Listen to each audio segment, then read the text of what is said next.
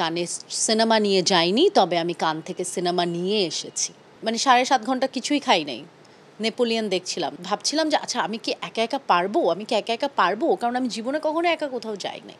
অনেক আগে থেকেই কানে যাওয়ার ইচ্ছা ছিল। তো ডেফিনেটলি এটা সবারই ইচ্ছা থাকে যে এরকম একটা বিশাল পরিসরে নিজেকে মেলে ধরার, এবং কান ফিল্ম ফেস্টিভ্যালে আসলে পৃথিবীর সব জায়গা থেকে সব ফিল্ম লাভার্সরা চলে আসে ফেস্টিভ্যালের সময়। তো আমি আসলে একা কখনো কোথাও যাওয়ার সাহস করিনি। মানে শোতে যখন যাই তখন তো আমাদের অন্য আর্টিস্টরা থাকে, অনেকে থাকে, এবং অলওয়েজ আমি গার্জিয়ান সহ সব জায়গায় গিয়েছি। বাট ভেরি ফার্স্ট টাইম এবার আমি একা ট্রাভেল করেছি, একেবারে একা।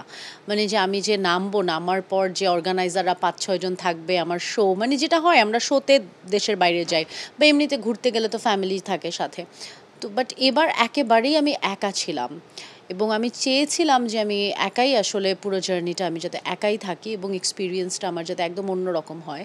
এবং ফিল্ম ফেস্টিভ্যালের চাইতে আসলে এটা অন্য কোনো কিছু হলে আসলে এই আরামটা, এই মজাটা হতো না। আমি চেয়েছি একটা ফিল্ম ফেস্টিভ্যালে একা যেতে, একদমই একা যেতে, যাতে আমি একা একাই পুরো বিষয়টা করতে পারি। আমি করতে পারি কিনা নিজেকে দেখার জন্য, নিজেকে যাচাই করার জন্য যে আসলে কি আমি কেপেবল। সো আমি প্রথমে অ্যাপ্লাই করেছি, আমি মেইল পাঠিয়েছি কানে যে আচ্ছা আমি আসতে চাই, আমি ইন্টারেস্টেড।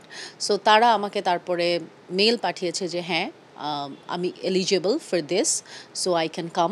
তারপর তো আমি ফ্রেঞ্চ অ্যাম্বাসিতে ভিসার জন্য দাঁড়ালাম, এবং তারপর আমি ভিসাও পেয়ে গেলাম। তারপর তো তারা আমাকে কার্ড পাঠালো, এবং সেটা নিয়ে তারপর তো আমি ফেস্টিভ্যালে গেলাম, আমি ফিল্মস দেখলাম। দেন আমি কানে সিনেমা নিয়ে যাইনি, তবে আমি কান থেকে সিনেমা নিয়ে এসেছি। মশলা এক্সপার্ট রাঁধুনি নিয়ে এলো টেস্টিং সল্ট মুক্ত রাঁধুনি স্বাদ মেশালি, স্বাদ হবে দুর্দান্ত। ওইখানে যেয়ে আমরা বেশ কিছু পিকচার দেখলাম, ফ্রান্সের ফুডগুলো বেশ এনজয় করছিলেন। কেমন ছিল ওইখানের ফুডগুলো? সত্যি কথা বলতে একেবারেই আমি ফুড এনজয় করতে পারিনি, কারণ যেটা প্রথমে আমি বারবার বলছি যে আমি একেবারেই একা গিয়েছিলাম। তো এরকম একটা ফেস্টিভ্যালে আসলে 3-4টা স্যুটকেস নিয়ে একা ট্রাভেল করা ইটস ভেরি ডিফিকাল্ট একজন অ্যাক্টরের জন্য। এবং আমি যেটা চেয়েছিলাম যে আমি আসলে প্রতিদিন আমি সিনেমা দেখেছি, মানে এমন না যে শুধু আমি ফেস্টিভ্যালে যাচ্ছি আর শুধু নেটওয়ার্কিং করছি, বিভিন্ন প্যাভিলিয়নে যাচ্ছি, ইটস নট লাইক দ্যাট। আমি ফিল্ম দেখার চেষ্টা করেছি বেশি।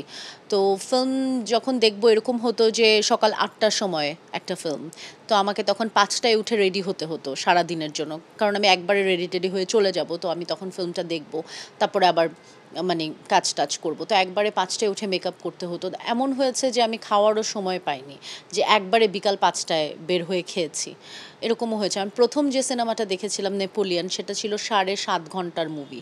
তো 7.5 ঘন্টা আমি পুরো হলে ছিলাম, এবং মানে মানে 7.5 ঘন্টা কিছুই খাই নাই, নেপোলিয়ন দেখছিলাম। So cult classic, right? So আমার ফার্স্ট সিনেমাই ছিল নেপোলিয়ন, আমি দিয়েছিলাম ফেসবুকে যে আমি নেপোলিয়ন দেখছি।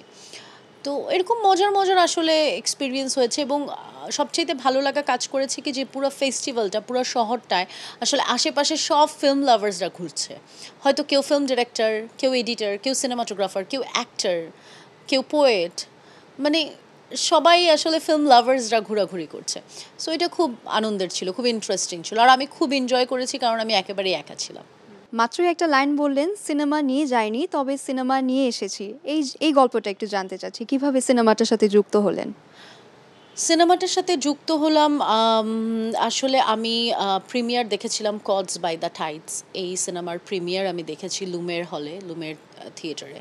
তো তারপর আমি আসলে আমার ওইখানে পরিচয় হয় জাফর ভাইয়ের সাথে। উনি বাংলাদেশে থাকেন না, উনি মালয়েশিয়াতে থাকেন, কিন্তু উনি বাঙালি।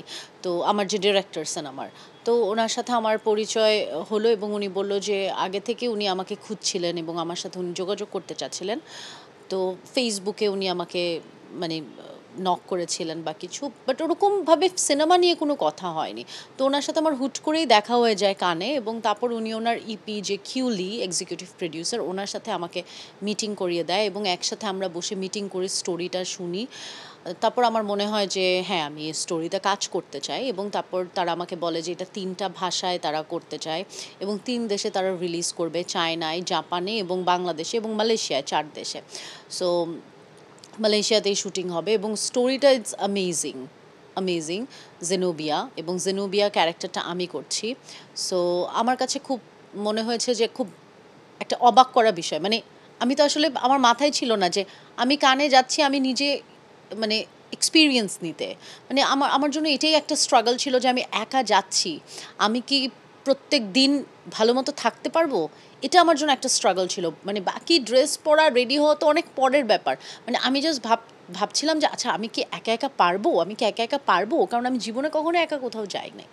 তারপর আমি ফিল্ম সাইন করে আসবো, এটা তো বিয়ন্ড মাই ইমাজিনেশন, মানে এটা আমার মাথাতেও ছিল না।